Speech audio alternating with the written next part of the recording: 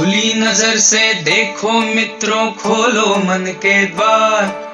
खुली नजर से देखो मित्रों, खोलो मन के द्वार।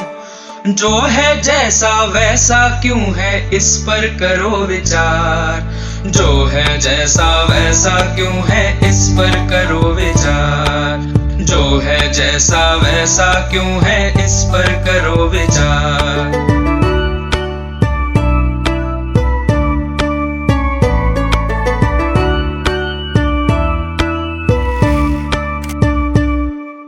आसपास की दुनिया किन नियमों पर चलती है, किसके कहने पर ये पृथ्वी घूमती रहती है।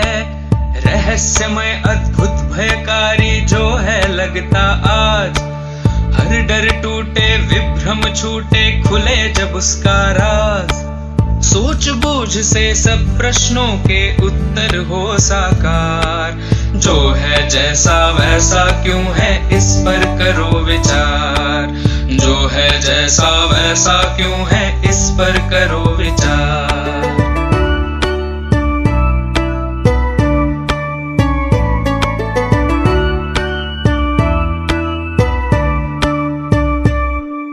बहता पानी कैसे उड़कर बादल बन जाए, छोटे बीजों में से कैसे फसलें लहलहाएं। चारा खाकर गोबर बनता, गोबर का फिर खाद। जब मिट्टी में खाद मिले तो खिले फसल का स्वाद। ऐसे ही जीवन का पहिया घूमे चक्राकार। जो है जैसा वैसा क्यों है, इस पर करो विचार। जो है जैसा वैसा क्यों है, इस पर करो विचार।